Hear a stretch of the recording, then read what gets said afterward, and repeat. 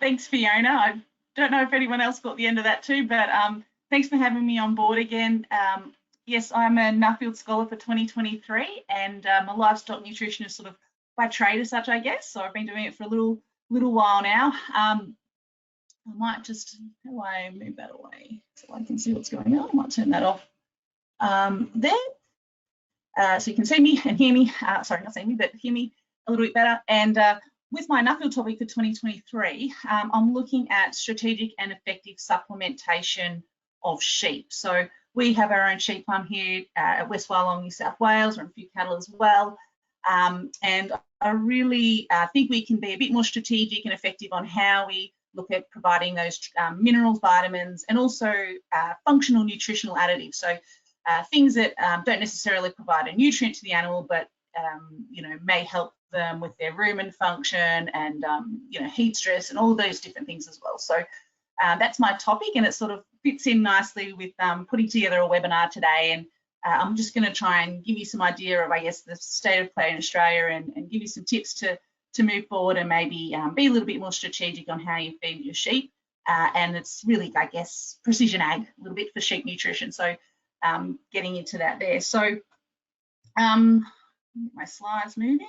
There might be a slight delay. Here we go. So I'm really just going to get into we'll go over why we actually need to look at, you know, vitamins and minerals for the animal and what we want to focus on, when we give those to them, and how we do that. So that's sort of the chunky stuff of what we've got access to, and tie that in with what and where, and trying to loop together and get you thinking about a bit of a plan for feeding those supplements to your sheep.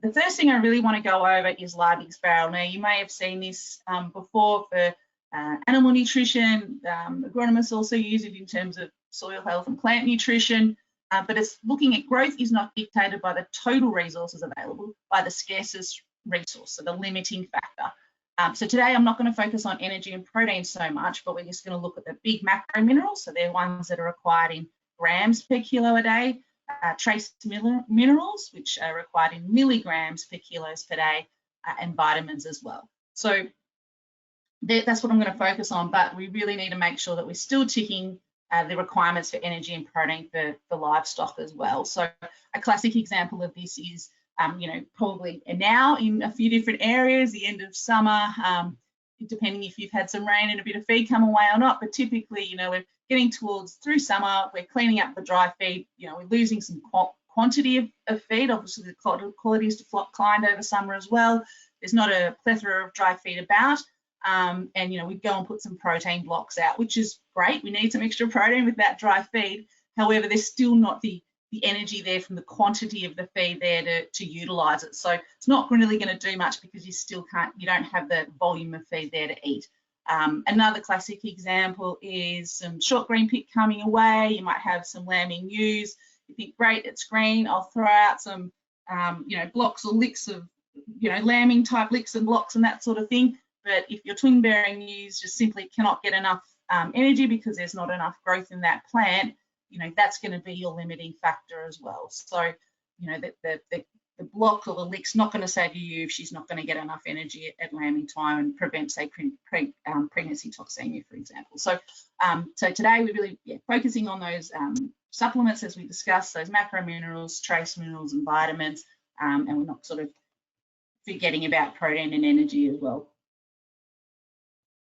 So really, this comes down to why, and it's a really, I sort of separated into two or three parts, but it's really about reproduction and reproductive success for rams and the ewes as well. So conception rates, holding onto that pregnancy, getting a nice viable lamb on the ground, hopefully, you know, twins, making sure that they're surviving as well. Then we've got lamb growth on from there too. So we might look at supplementing those lambs and making sure that they're going forward, whether they're replacements, whether it's for wool or meat lambs, and then we need to sort of overlay that with the season, and this is where it can get a little bit tricky at times, but, you know, we've sort of broken it down into really having green feed available and having dry feed available, and how we get the best out of our pastures. So if we look at reproductive health, there's a lot of words on this slide, but it's really, there's lots of different minerals that come into play, but I really want to put RAMs at the top because we do tend to forget about them a little bit. We might get out there and get them some lupins pre-joining to get them going, which is really good. But they also could really do with a little bit more zinc. That's required for sperm development. So 7 weeks before joining, that's when that's starting as well. And then we've got things like selenium's involved with that as well, and manganese. So note that it's spelled manganese, it's different to magnesium. So very, very similar words, but manganese is a trace element, whereas magnesium is what we call a macro mineral.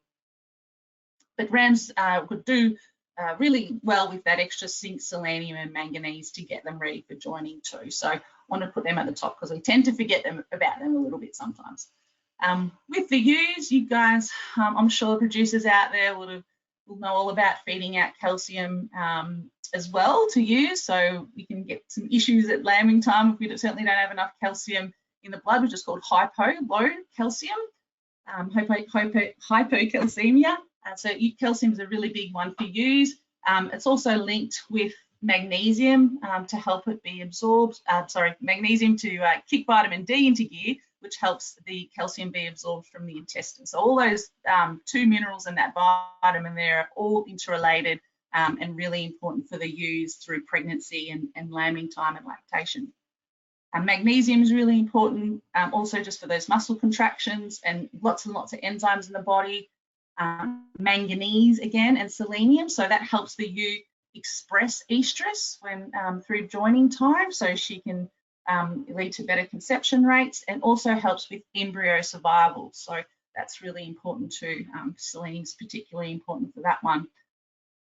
Phosphorus, we don't, in New South Wales, we don't sort of tend to see the big phosphorus type deficiencies that they do further north into Queensland, for example. But most of the time, we're sort of looking at some sort of phosphate application onto the soils that sort of helps that as well. So it doesn't sort of tend to be an issue, but it's still important and a big macro mineral for them. And also copper. So those two can also support fertility in the ewe as well. We talk a little bit about cobalt, which is required for the rumen microbes to make vitamin B12, which is involved with energy metabolism at lactation, for lambing and lactation.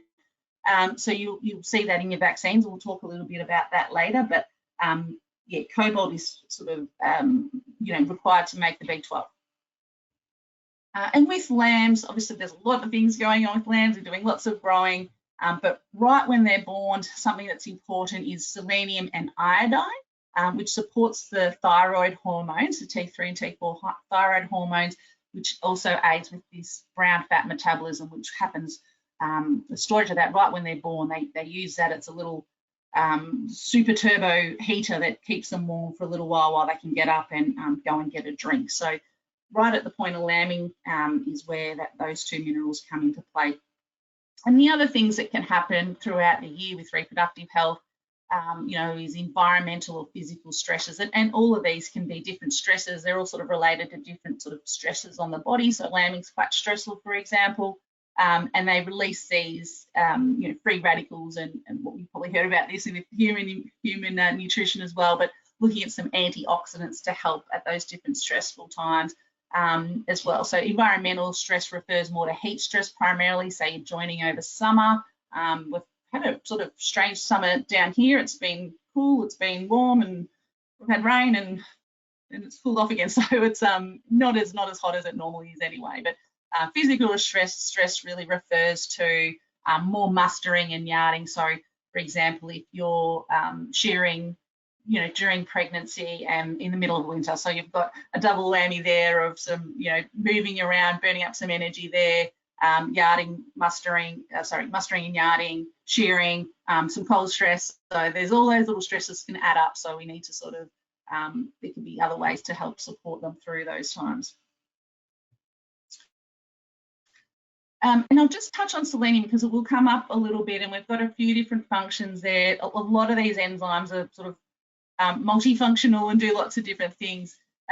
This thyroid gland, that's the one I touched on a little bit with lambs. It's really important as well. and reproduction. So really good for the rams from that side of things as well. And really just this reduction of oxidative stress. So those different stressful times that they come in and you know, free radicals are forming from that extra effort and work in that fight-flight scenario. So they can come into play and help alleviate some of that as well. So I've just taken a couple of graphs here. These are on the macro mineral side, and this is just some of our chunky ones that we look at. So we've got calcium and magnesium. So calcium's the blue bar and magnesium's the orange bar. And I've thrown in potassium here, which is the yellow bar on the graph. So the funny thing with this potassium, we don't talk about it a lot. They do have a requirement for it, which we'll see next, but sometimes we'll see that it's not always deficiencies that we're looking for. We have some excesses as well, and potassium fits in that nicely in terms of excessive, and that throws out some of our other minerals and can have interactions. A lot of the minerals do interact, but potassium is really quite high in our pasture sources, and you know, it comes back a little bit in the hay, but you can see in these grazing wheats and grazing lucerne. These are monocultures too, of course, so these are sort of, you know, very quite high levels of potassium in there, much more in excess of what the ewes actually need. So with the second one, I've used our grazing wheat. Oh, I'm sorry, Fiona, I've missed updating my grazing oats there as well. That one was supposed to be ticked off, but you can see it's very similar. Grazing wheats, our lucerne, oat and hay, and our barley. This is what our ones we just had up on before.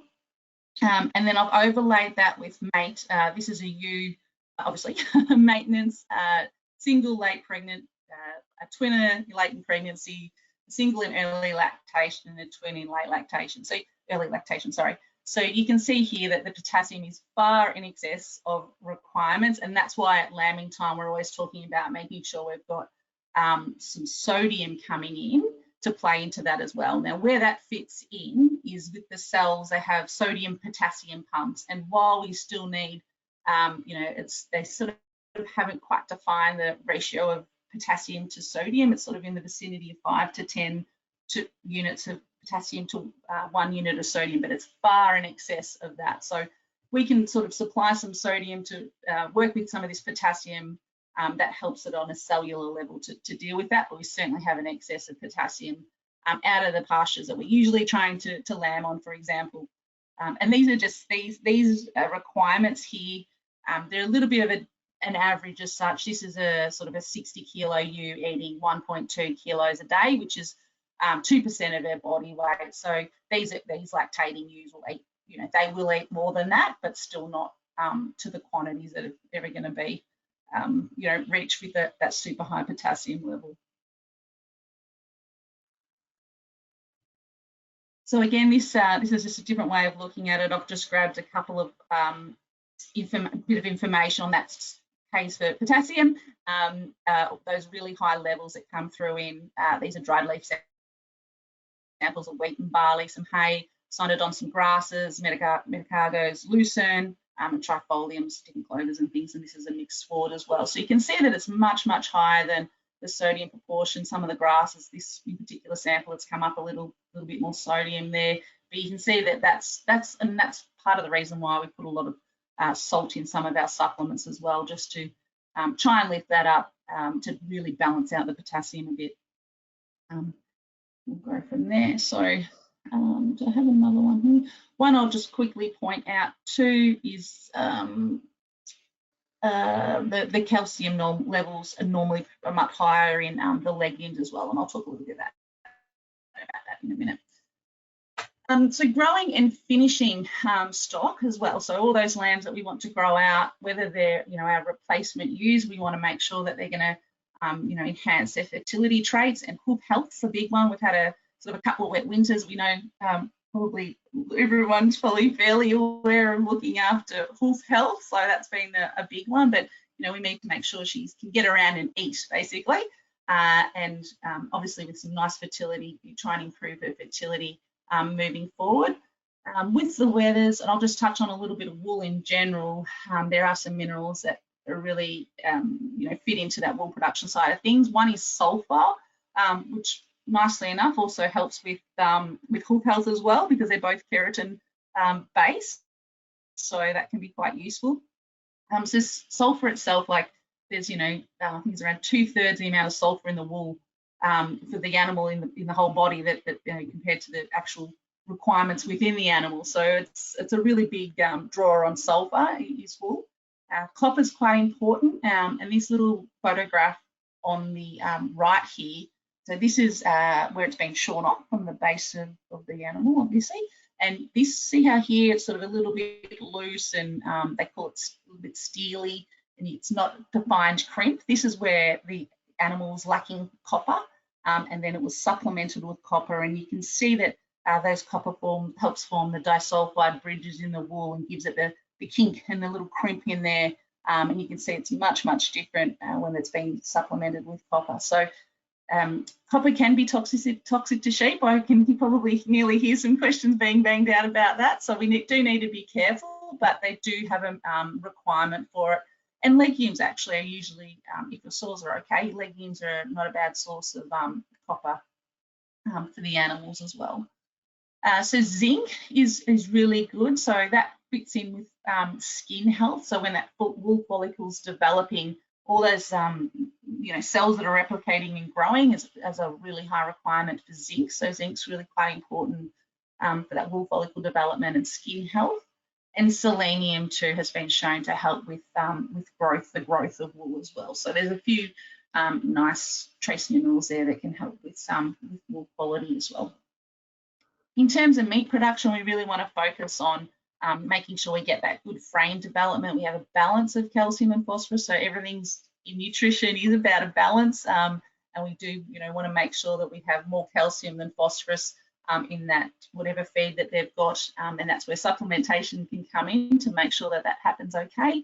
And zinc is really important too. So some of these things come into play with their immune health, but also their muscle development. And we've got these good genetics there. We want to make sure that they're fueled properly and can express those growth rates. On a little sort of side note, I guess, is making sure that they want to eat and having a good appetite to eat and grow.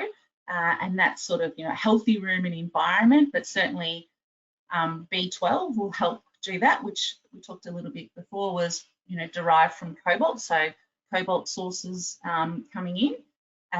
Zinc is important, and sodium as well. So again, that's when I refer to the word salt, it's sodium chloride, our typical sort of table salt, or loose salt form that you get at the rural retailer. But that's sort of what we're really referring to there. It's in chemistry, there's whole lots of different salts, but when I say salt, yeah, it means sodium chloride.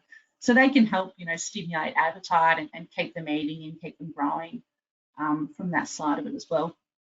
If you do want to know, I will do a little check back to our Winning with Weaners course here. So that really helps with replacement stock, making sure that we can get those lambs weaned at a good weight and some targets to meet along the way. And I just did a little snapshot of what their weaner management checklist is, which is a great way. It's a one-day course that you can work through with your trainer, and it's designed and set up for your own farm. And what sort of ways you can make sure that those weaners are being weaned at a good weight, and that's our aim there is to wean them at 45% of their standard reference weight of your ewe, which is probably another topic. You probably watched a few of these now and hopefully know what standard reference weight is, but making sure that we can aim for that and have plans in place to get those weaner weights up and keep them moving forward. More on the energy and really bring in the protein side of it there as well. So I just touched on weaners, and I did the same sort of what their requirements are for the big chunky ones. So I've left out potassium on this, but I've brought in magnesium. So calcium's blue, phosphorus is orange, and magnesium is grey. So you can see that as those lambs get bigger, that their requirements simply increase. So they're building frame, they're laying down muscle, all of those need those big minerals to help them do that as well. We don't really talk a lot about phosphorus, but it is required, and it naturally comes in with a lot of the feed. It's typically higher in grains, so that's usually a source of phosphorus for them, and the rumen microbes do their magic and extract that phosphorus out of the grain. but also magnesium, and that's where some of our legumes come into play when we've got some nice calcium and magnesium naturally in our legume-based pastures to keep them growing and keep them moving along.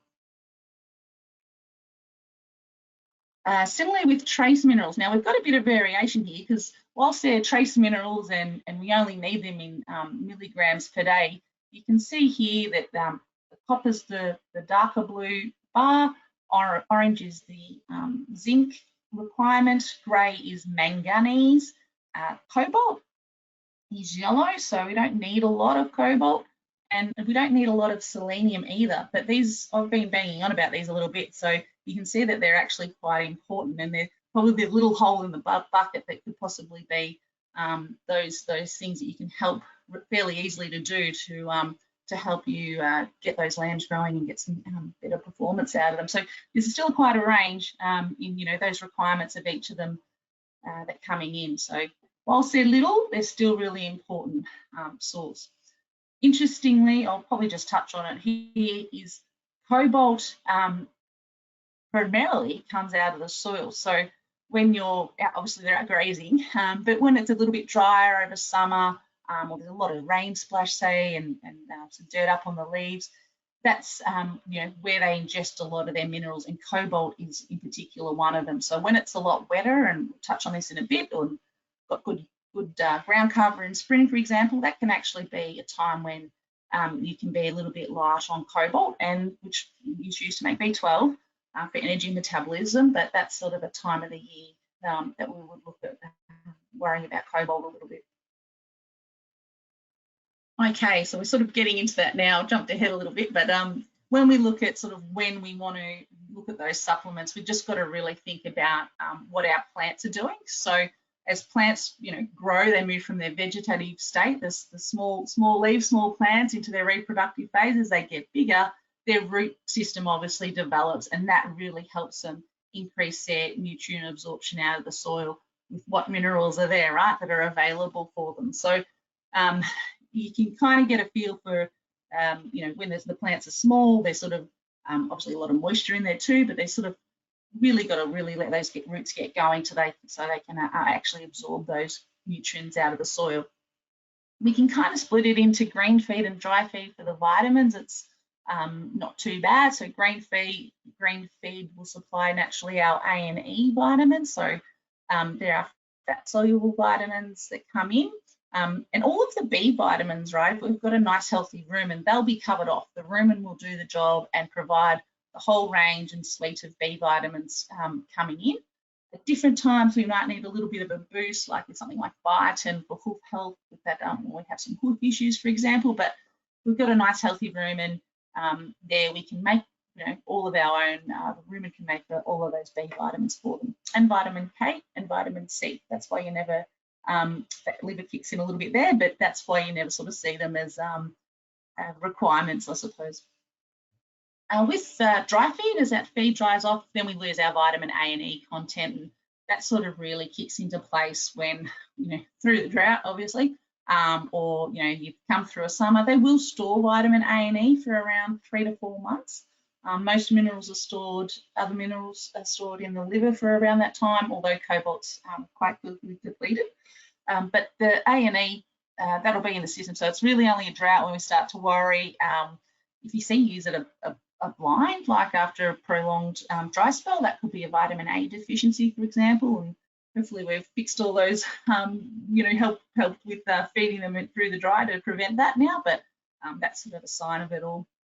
And yeah, vitamin E too. Some winters we have a lack of vitamin D, so lack of sunlight to activate that vitamin D in the skin. So that can be an issue in those really cloudy, wet winters. And weather seasons, just the sheer amount of rainfall, we always see more deficiencies. So a lot more leaching out of the soil. Also, if they're, we've got a good supply of feed coming on, they're actually ingesting less soil. As I mentioned before, that can be a source of minerals for them. So we tend to see more sort of mineral problems in particular in those wetter season. And selenium sort of one that we've got pretty old soils in Australia, as I've done a little bit of travel with my Nuffield There's countries that don't put out calcium, and I'm like, hang on, what do you mean? And their soils are just so young, and they can help draw it out of the soil. They probably have some potassium interaction issues, but yeah, really quite different. We've got quite old soils, but selenium's one that's sort of, we're probably on the border here. We'll get in a little bit of testing in a minute, but yeah, something just probably quite important, and something to probably be aware of.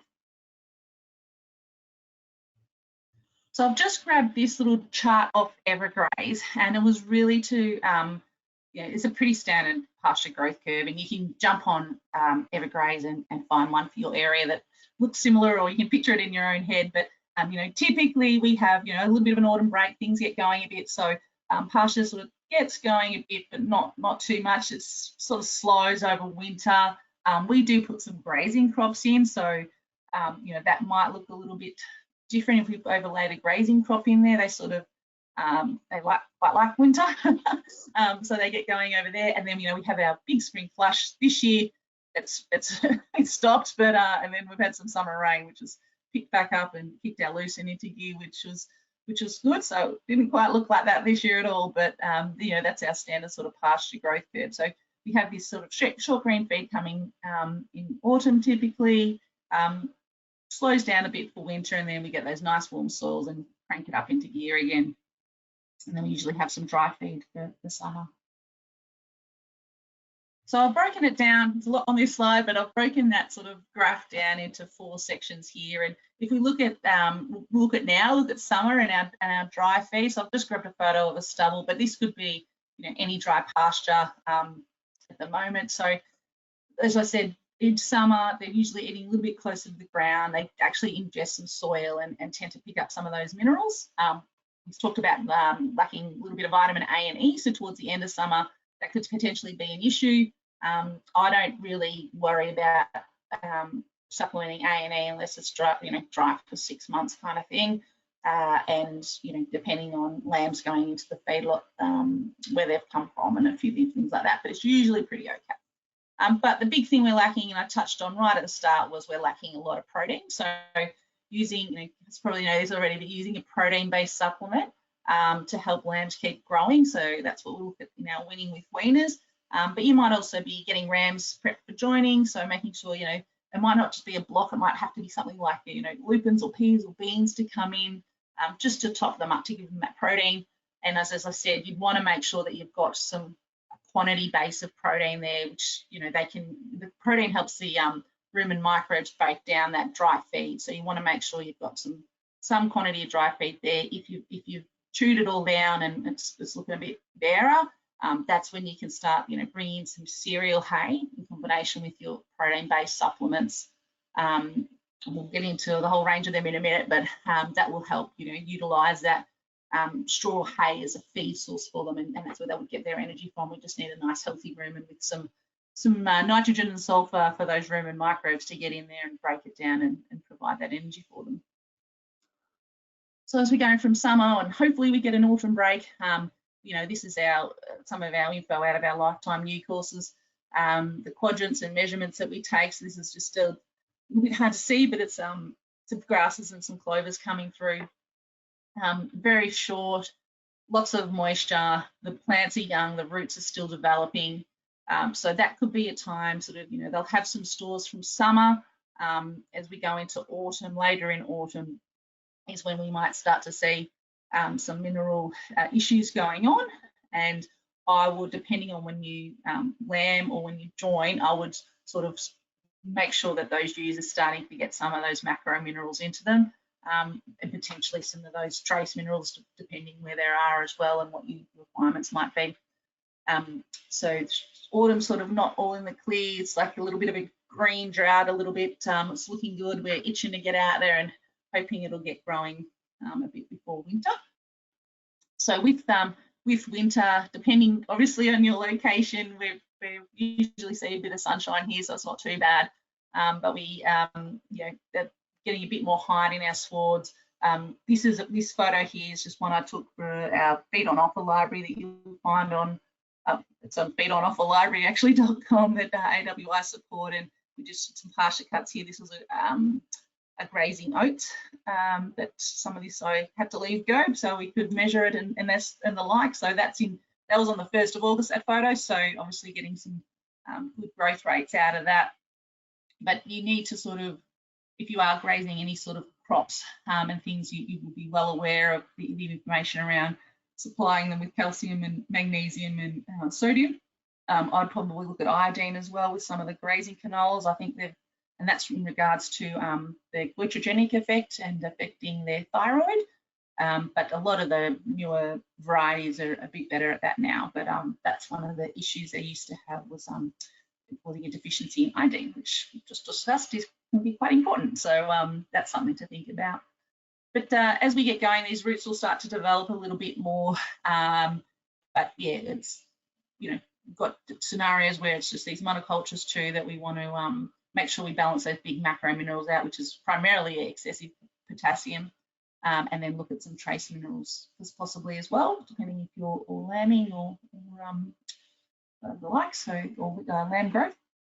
And then as we head into spring, we have that bit of a flush of feed. Our soils get nice and a bit warmer, and we really get to see some pasture growth kick off. And we're generally okay, except for minerals then, because we've got a lot more leaf matter. We've got some calcium in those leaves. That's where it's primarily stored for them to utilise.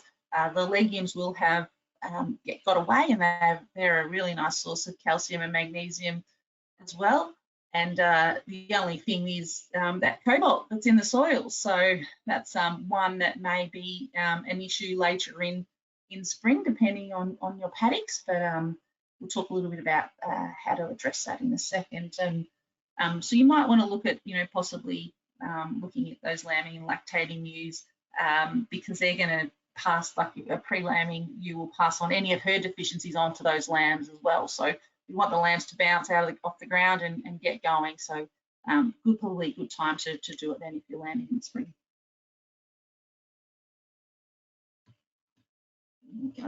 Okay, so I'm not an agronomist, everyone, so I just thought I'd throw this up here though and say that the soil pH does greatly affect your mineral availability. So I know with ours we've got some slightly, or some acidic paddocks, but we'll talk a little bit about this in a second. But we've got to get some soil tests done. We work with our soil scientists as well and agronomists, and we can potentially unlock some other minerals when we get some lime on and do a few of those things. So this is definitely a speak to your agronomist one and try and free up some minerals. But obviously the better we can make plants grow, we'll have more feed available for the animal and some more of those nutrients and minerals that we'll be able to utilise. This one I'll just touch on quickly. Don't have to read it all. It was really just, there's lots of different forms of minerals, and this is just in their plants. So there's all different, these are macros and trace. They're all bound to different things. This lignin, basically, if they're bound to lignin, lignin's indigestible, so it's more likely to pass through undigested and unutilised. Then we've got things like selenomethionine or organic chelate. So selenomethionine is sort of an example of a chelate or organic. Organic's a chemistry word, not a marketing word in this case, where the selenium is attached to an amino acid. So the enzymes can come in and cleave that off really easily and utilise that selenium. We call it bioavailable, and you'll see that listed in different products usually. Inorganic means it's like a zinc oxide, for example, whereas zinc methionine is an organic mineral. Just a little bit more bioavailable. It will be more expensive too, though, of course. So not only are they different forms in plants, we have different types of supplements that we can use that are all in different forms as well and have different availabilities. So really we need to identify if we've actually got any deficiencies, and this is probably a big chunk of my project, and what I want to look at is how we can identify them. There's different ways to do it. We kind of, we're in a little bit of our own bubble in Australia. Obviously, soil testing is a big one, like what are our plants actually got to utilise? I just gave that a little bit of an example on soil pH and what might be locked up and what we can access if we get some of these pH issues right. So that's a really great place to start, and it's really probably about working, obviously with your agronomist, getting some plant growth, and then usually working with your animal production type advisor from your local stores, for example, to work out, all right, how do we best match up what's his feed is. I wouldn't be like looking at addressing fertilizer history to suit your animal as such. I just want to make sure that you can grow as the best and most plants as possible, really, and then we can look at going to the plant tissue testing and see, right, what are they actually getting, where are we short, what can we do to address that. I did throw in water testing as well, because anyone on bore water, that can be a source of minerals too and can interrupt things sometimes. Most of the time it's a little bit of a benefit. They'll have some sodium coming in and a few different other little bits and pieces, but sometimes you can get excessive things in there too, which can interrupt other things. We do a little bit of blood testing in Australia. It's not really, I did it once here probably 8 years ago, and it was really quite hard. I think hopefully it's getting a little bit easier. And I know some of the suppliers of some of the products will do this for you as well if you're concerned. We had our LLS vet do it as well. So that was good. I was just, wanted to make sure and see where they were going. Everything was good, which was fine. But it's a way to sort of check off, okay, yeah, we don't have a selenium problem, but this sort of thing. So B12 can be tested in the blood. Selenium is part of an enzyme called glutathione peroxidase, which is one of the antioxidants. So they test for that, and we don't do it a lot, but zinc can be done by blood test too. The only other way that I know of is through a liver biopsy. So that's really not that easy for most people to do. Usually leave that one to the vets for sure. I wouldn't recommend it, trying to do that and keep your animal alive. And usually it is totally done on recently deceased animals. But that's copper's really one that you want to look at out of the liver, iodine and cobalt. So with the blood, we can look at B12. But with the liver, you can look at the cobalt side of it as well. And if you do think, hey, I've got some blood testing tubes at home for other things that you test cheap for, they're different vials. So don't grab that vial. They're all got different coloured caps, and they have reactive agents on the inside to preserve the blood. So the mineral ones have their own, mineral and vitamin ones have their own special vials to preserve the integrity of the minerals. So yeah, just keep that in mind. So looking at how to supplement, and I've sort of really broken it down into long-term, medium and short-term strategies. I touched on a little bit on fertilizer application, and that's really just going with just improving your pasture growth in general, or grazing crops and that sort of thing. That's really where that is. If there's some sort of specific mineral deficiency, I know we've got a couple of our paddocks are slightly low on copper, where we can work with our fertilizer agent to have that added to the fertilizer when we put it out. And then of course we've got foliar applications as well. I did probably gloss over the plant tissue tests actually in the other one. That's another way to see what they're actually eating and getting in terms of their minerals. But yeah, we've got some foliar applications too that you can sort of spray on the plants.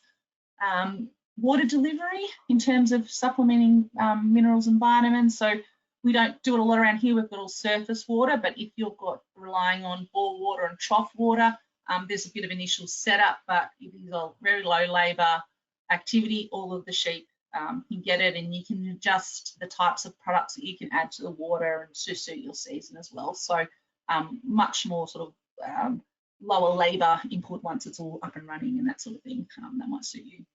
The good old rumen boluses. So I was fortunate enough to be talking to the keeper's vet last week. Shout out to Felicity.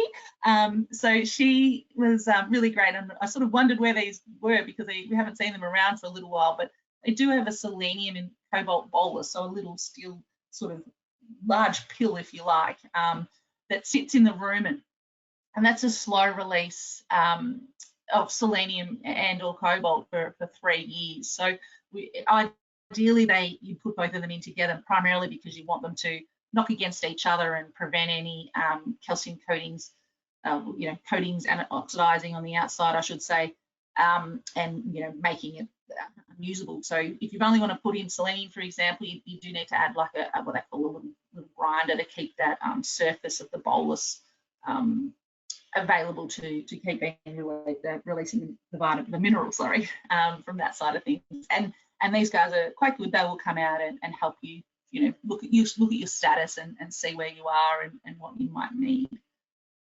And then you can get some things that are injectable. So Most of the people in a selenium deficient area on, granitic soil or coastal soils, for example, they probably know they're selenium deficient, so you can give selenium injections which will last up to 18 months as well. So obviously this is more of your breeding flock type scenario rather than lambs you're going to sell in 8 months time. But yeah, so there's a couple of options there for you. It sort of cover you for a little bit longer.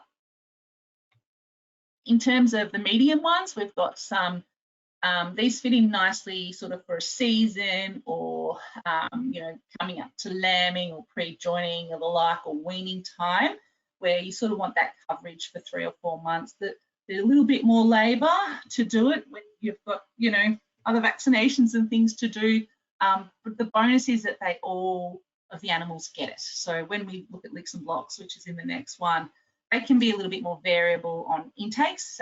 You don't know, some might eat more, some might eat less. When you actually inject an animal with the required dose, they're all getting it unless you miss one yourself in the race, for example. But it's a nice payout period of 3 to 4 months. And I've grabbed this off the multi-min information sheet, which is a really great little summary of these antioxidant capabilities of where these trace minerals fit in. So we've got copper, zinc, and manganese, sort of deactivating, if you like, our first free radical, and then we've got selenium sort of coming home with that glutathione peroxidase I talked about before, to really, bring it home and soak up all those oxidants. So they're the minerals that are supplied in something like a multi-min, for example, a multi-type mineral injection. And depending on where you are, you can get a copper-free one as well. So you can just get a zinc, manganese, and selenium, or one with copper as well. As I mentioned, they do require a little bit of copper, but yeah, it depends on your area, primarily if your sheep have had access to lots of heliotrope and Patterson's curse and things that damage your liver as well. We don't really want to be adding too much liver for those girls.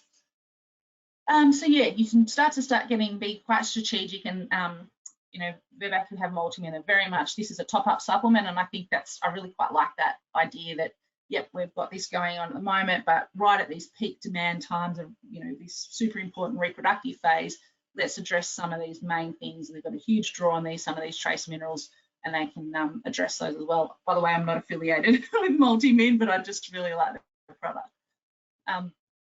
You can also get some shorter injectables as well. So you can get B12 just by itself.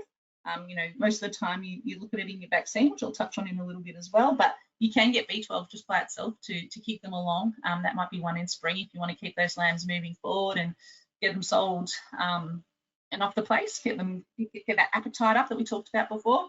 And the vitamin A and E usually comes as vitamin A, D, and E, which we went through a bit in the drought more so, just making sure that they had those nice vitamins in there as well to keep lots of things functioning, immune health and membrane health, and very important, those two. So the other one is getting a little bit busier, but it's probably more of a short-term strategy, if you like.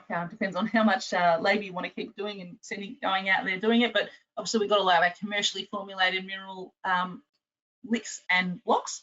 And I actually was supposed to add in molasses sources there as well. So that can sort of go with depending, they're usually branded around, obviously there's the type of season, whether it's a dry feed type of block or a green feed type of block, or their reproductive status, like a lambing, ewe and lamb, etc. So these have all been formulated, and you're like, oh, sometimes they just eat them like lollies and sometimes they don't, and they're sort of telling you a little bit of what they're where they're craving. So they will crave sort of salt, and that's why all of these products will have various levels of salt content in there. Salt's an appetizer, so they'll like a palatine that they'll want to come in onto salt. They have a craving for it, but it'll also slow them up at the end of the day and say, no, we don't want you to have any more. And generally the formulation should eventually basically revolve around that salt content and be formulated to usually between 20 and 30 grams a day. A lot of these products to hit what they want to, what they want that ewe to, or for example, to have. Some of them put a little bit of molasses in too to try and get that intake right when they're doing it. And you can sort of look at, we talked a little bit about trace minerals, you can have a look on that information sheet that comes with that product on, you know, are you just sort of getting the inorganic ones, you're getting a combination. That's fairly typical to get a bit of a combination, helps keep the price down, but you get a bit of a benefit of both. Or, you know, if they're all organic minerals, for example, in there, they'll be a bit more expensive. But the one thing I do want you to do, if you're feeding blocks and licks, anything with a recommended feeding rate on it, please go and check how many sheep you're giving those licks or blocks to and how long they're taking them to eat it, and work back to see if they're actually consuming what they are supposed to be per day. Because one, they're not eating it, for example, and they're eating it very slowly. They might not not be looking for it at all, and you might be wasting your money putting them out. And at other times, you're like, oh, they've devoured them. So if they haven't had licks for a long time or blocks, that can happen because they're chasing that sodium. So my little tip is to put out some loose salt. It's like $9 a bag at your local ag retailer. You put that out in your lick feeder or however you're feeding that out, drums, etc. Let them get their sodium craving out of the way, and then come back in and give them the commercially formulated one, just so they're not getting, you know, 3, 4, 5 times the dose rate of what they should be in some of those minerals in particular. I'll just jump down to home mixing minerals, and I'll come back up on the other side. So a lot of people around here too, and probably other areas, will do their sort of lime, salt and magnesium mix. So remembering lime is, you know, primarily, well, lime is calcium carbonate. Contains about 37% calcium. It's really, this is what we're chasing here, right? Is really the calcium. It's sort of easy to do. It's our main form of calcium. There are a few different other types, like your calcipril and types of those that are a little bit different form and a little bit more expensive. So we tend to rely on ground limestone quite a bit in this scenario. Magnesium, which is the main one you'll see, the trade name Causmag, is magnesium oxide. Magnesium is a really interesting one because there's lots of different forms of it available, but they all have different palatabilities as well. So we've got, you know, magnesium sulfate, magnesium chloride, magnesium carbonate, hydroxide. There's lots of different ones. They all contain various levels of magnesium, and none of them really taste any good. So we hide them in that salt to get them in, which is also usually required because we're trying to counterbalance some of the potassium in there. But you'll see that sometimes too, there's some chips in there that are a little bit bigger and they're left behind, and you don't tend to find that in the commercially formulated ones. So there's a little bit different there with, you know, different types of forms of magnesium that come in, for example, looking at particle size, because if you've got a big chunky particle one, if they don't eat it, for starters, it's no good, and if they do eat it, it's going to be less available. There's less surface area to try and absorb that magnesium, likely to pass through. And another one pops up every now and then is dolomite, which has calcium and magnesium in it too. So there's different sort of formulations. It could be 1, 1, and 1, for example, or one put salt on here, depending if you need a bit more calcium or Causmag. Sometimes there's a little bit of a touch and go to, well, not touch and go, but a little bit of adjusting to see what you use will actually eat, and primarily driven by that salt content in there as well.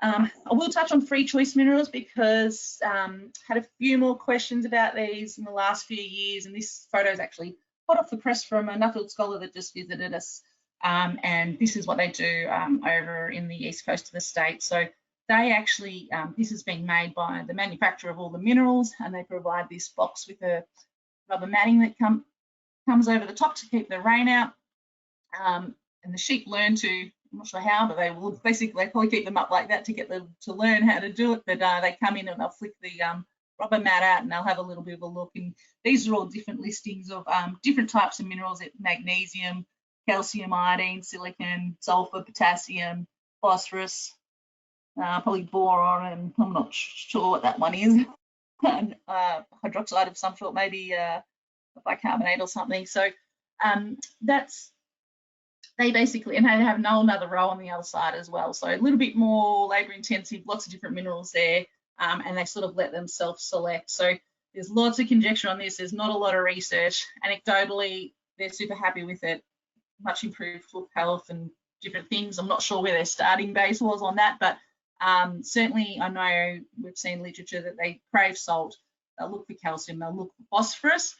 I'm sort of still, I'm going to get off them too, just the listings of the types of forms of the minerals, because say it's a zinc sulfate, how do you know if they're coming in for the zinc, which you think they might be, or they're chasing the sulfur? So there's a few of those little things around that I always think about, but that's what I'm doing with my field, just trying to nut out this a little bit more and make it a little bit easier for us all to work out what they need. And the last one there, we also can see minerals coming in vaccines. So classic ones, selenium and B12, really common to have B12 in your vaccine. So just remember for the vaccine, so they're set up to be provided as a lambda, right? Because that vaccine will go to a lamb or will go to a ewe. So you won't B12 or selenium in those vaccines, and they last a couple of weeks, which is sort of can be a nice little way to keep them along, particularly in spring, perhaps when they need a little bit of a top up. But yeah, that's just sort of a little bit of a short-term one. Some of the drenches will throw selenium in there as well, and there's also like trace mineral drenches as well, and they have varying lengths of sort of coverage too. So there's a few different ways to do it. A little bit more obviously labour intensive, but I guess if they're in the yards, it's another job you can do from that side of things. So we really just want to make sure we're looking at that peak demand for when they might need those extra nutrients. So you know, their reproductive or growth stage. So once I kind of look at it, once that ewes hit scanning time, so you know down around day 84 to day 90, from then on, like we scan for multiples here, we've just done the merinos. Actually, the singles and twins will sort of get separated, and then we can start focusing on those twin bearing ewes and making sure they've sort of either got pasture with a bit more calcium in it, so more legume base, which is quickly drying off now, even though we've had a bit of rain. So we'll look at making sure they're getting a little bit extra of those big macro minerals. And then that's sort of a time when you could also blood test them and see what they might need moving forward, just to, especially if this is over when they've had green feed for a few months and haven't had any been eating near the ground in summer. But that's when you could do a blood test to see what's going on. And then pre-joining, you know, that's 7 weeks before for those rams and ewes, if you wanted to sort of try and top them up coming up to joining. And then at weaning time, very stressful time for those lambs. It's a really key time to make sure that they're getting what they need to keep their immune system going. It's a really big draw, and then that gives them the nutrients and support to keep growing and doing what their genetics will tell them to do. So we can look at sort of testing plants when they get growing a little bit over winter. You know, we talked a little bit about blood testing the stock after they've been on feed for green feed for a few months. They would have, you know, sort of depleted their liver reserves by then. If they're not getting any more in, they're just getting it from what's in the pasture. And then you can also do that liver biopsy, a little bit more involved on that one. So really, I wish I could give you a really quick answer to what supplement you might need, but there's obviously lots of different factors that come in. I think the main thing is to sort of, I guess, your long-term plan is helping your soil health and, you know, correcting your pH if you need to. It's, you know, it's always constant, but that's a really big one that will basically affect, you know, that plant growth and, you know, making sure you're getting the right type of fertilizers on. It might just be lime. You might need to get some extra sulfur in there to get those legumes growing, for example, because they just supply a lot of nutrients to that nice blend of legumes coming in. You know, types of soils that you have, is it high in iron, is it going to, you know, possibly bind up anything else? But that's sort of something you can work with your agro and your soil scientists with on that side of things. I'm sure people in high rainfall zones know that they probably have to supplement some sort of minerals. They can, you know, it's sort of a bit of an ongoing battle with that one, but hey, you get lots of grass growing too, I suppose. So yeah, just remember that the climate's going to affect the type of, you know, species grown, if they're C4 or C3 grasses, summer grasses, that sort of thing, how long they're going to last for. You've got to plan around that a little bit as well. And then your plant type. So once we get our sort of soil right to our, you know, based in our location, we can, you know, I'm a big fan of legumes. So biodiversity is really great if you can get all these different types of plants in there. A little bit harder in our area with a mixed farming setup, but certainly legumes, we use lots of different clovers and lucernes and things like that as well. They bring in great feed supply. Need some sulfur to keep them along, obviously too, but they naturally have more calcium and magnesium in there. But they do tend to be a little bit light on selenium. But hopefully some of the grasses that we have there, they tend to be a little bit higher in selenium, so we can kind of capitalize on that one, providing our soil's right, okay, and our pH and everything as well. So, and then there's lots of new, well not new, but seeing more and more sort of forbs and herbs like plantain and chicory and things coming out about to also supply all different minerals as well. And that word CT is condensed tannins, so they will sort of affect the rumen environment a little bit, and they're help with reduced methane production actually. So that's probably one you'll see coming up a little bit more as well. One of those nutritional kind of additives, I suppose, compounds that come in that will help that animal along too. So, so in terms of the take-home messages, just remember to get the big things right. Like don't worry about supplements and making sure their selenium status is right if there's just simply not enough feed out in the paddock for them. So make sure we've got lots of energy coming in to suit their requirements, and protein as well where required.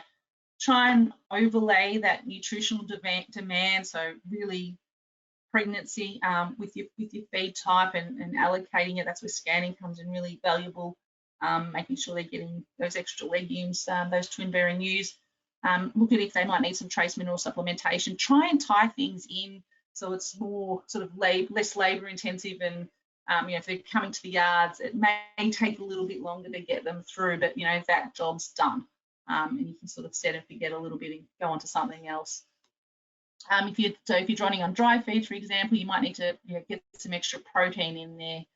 Make sure we've got some of those antioxidants that we're talking about to not only help them with conception rates, but also help them deal with heat stress, for example. And obviously mineral availability, we're talking about mineral availability in the soil and how that increases with the plants as they get developing as well.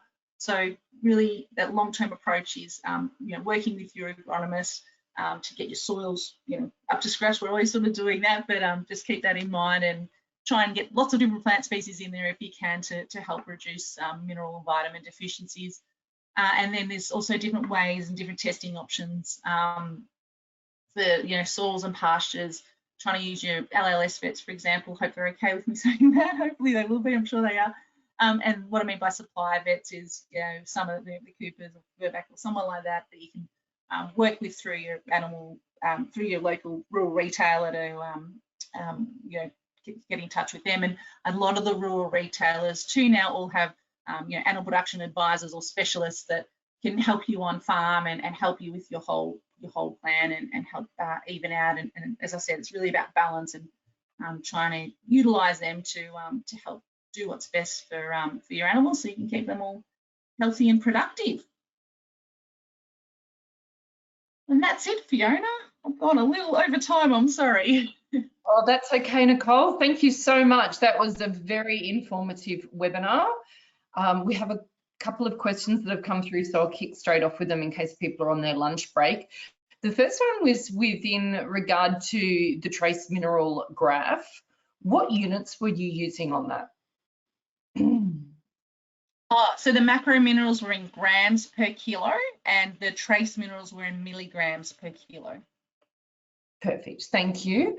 Next question, what are the signs that there is a copper deficiency and how much copper is too much for British breeds of sheep? Yeah, okay, so if you've got wool sheep, you'll see that sort of crimpy, steely wool type. It can sort of manifest a little bit in hoof health in conjunction with zinc, but we typically aim for a maximum of 15 milligrams per kilo of dry feed per day. So like I said, legumes will bring in a little bit in, but you just don't want to make, the biggest thing is don't feed cattle feed to sheep because often the copper levels are a lot higher, and sometimes goat feed too. So if you've got a special goat feed, they can handle a little bit more copper. Don't really see that very much, but certainly no cattle cattle supplements for sheep, primarily because of the copper, and the second one could be because of the urea content, especially if it's a protein block or a lick for summer. They often have a lot more urea in them. So sheep are a little bit more sensitive to urea in the sense that they actually recycle the nitrogen back through their saliva, and they're really efficient at it. So whether it's just that they don't actually need all that extra nitrogen from urea like cattle do, but they're certainly more sensitive to urea. If anyone's had any sheep die of that accidentally, it happens very fast, so they don't only need a little bit. So no, it really can sum that up by saying no cattle feed for sheep in terms of copper, but yeah, 15 milligrams, and some breeds are more sensitive to copper as compared to others, but I max everything out at 15 just to be safe.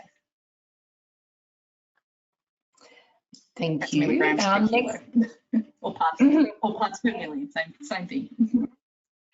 Our next question's a bit of a scenario. So it's to do with an early spring lambing.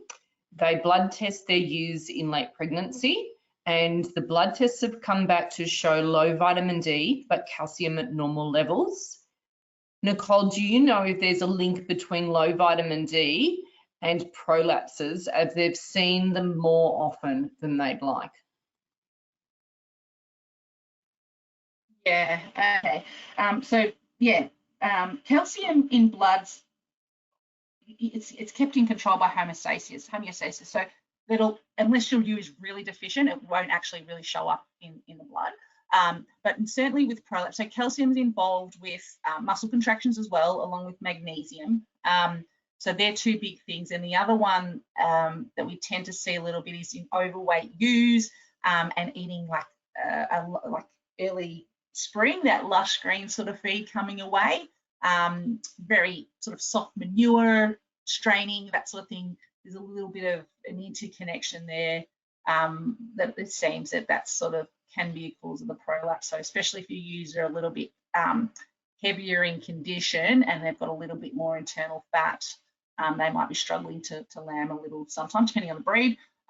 Yeah, so that could be a possible cause of it. But calcium in the blood is, yeah, it's controlled, it's regulated. So it's not until they're really deficient, which is, you know, lots of dying ewes kind of scenario on that one. Thanks, Nicole. Next question, what are the signs of iodine deficiency in lambs? Yeah, so it's an enlarged goiter, and there is a brand that I can't remember it off the top of my head, but if it weighs over a certain grams, it's I'm not going to even say, you probably could Google it pretty easy because I can't quite remember off the top of my head, but it's if you do an autopsy on one of your lambs, you can weigh that thyroid, which is at the base of the throat there, and then that will sort of indicate whether that's an enlarged goiter or not. And there is a certain weight that it's over that will indicate that it's an iodine issue. Nicole, next question. Do you recommend a mix of lime for calcium / salt for ewes that are running on a cereal stubble? Yes, so on dry feed, with cereal stubbles, the spilt grain sort of, you know, part of the reason why we run them on there as well, and they're notoriously deficient in calcium and high in phosphorus. So that was that imbalance of calcium and phosphorus. So certainly have that out for them, and sodium's that other component as well. So the straw itself will be low.